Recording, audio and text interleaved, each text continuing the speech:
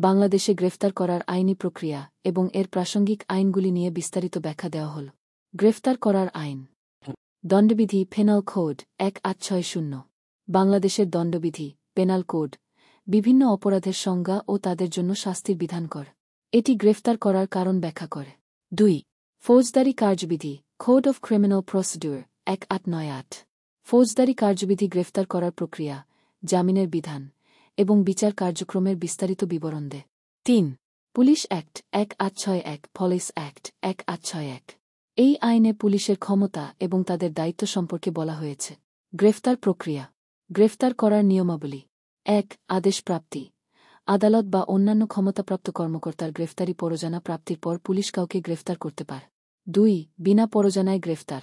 ফৌজদারি কার্যবিধির 5-4 ধারা অনুযায়ী পুলিশ কিছু নির্দিষ্ট পরিস্থিতিতে বিনা পরোয়ানায় গ্রেফতার করতে পারে, যেমন সন্দেহজনক কর্মকাণ্ডে ধৃত ব্যক্তিকে। 3. গ্রেফতারি পরোয়ানা। কোনো ব্যক্তিকে গ্রেফতার করতে আদালতের নির্দেশনা থাকলে পুলিশ সেই নির্দেশনা অনুযায়ী গ্রেফতার করতে পারে। গ্রেফতারকৃত ব্যক্তির অধিকার।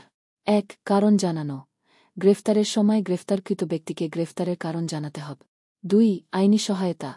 গ্রেফতারকৃত ব্যক্তিকে আইনজীবীর সাহায্য নেওয়ার অধিকার রয়েছে। 3. আদালতে উপস্থাপন। গ্রেফতারের 2-4 ঘণ্টার মধ্যে গ্রেফতারকৃত ব্যক্তিকে আদালতে উপস্থাপন করতে হবে, না হলে এটি অবৈধ গ্রেফতার হিসেবে বিবেচিত হবে। গুরুত্বপূর্ণ ধারা। 5-4 ধারা পুলিশের বিনা পরোয়ানায় গ্রেফতার করার ক্ষমতা। 167 ধারা পুলিশ হেফাজতে রাখার সময়কাল এবং আদালতে উপস্থাপনের প্রয়োজনীয়তা। 4-9 ধারা গ্রেফতারের সময় বল প্রয়োগ করার সীমা নির্ধারণ।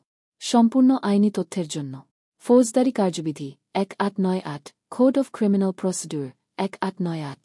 দণ্ডবিধি 1860 পেনাল কোড 1860। এই আইনগুলোতে গ্রেফতার সংক্রান্ত সকল বিধান ও প্রক্রিয়া বিশদভাবে উল্লেখ আছে, যা পরে আপনি আরও বিস্তারিত তথ্য পেতে পারে।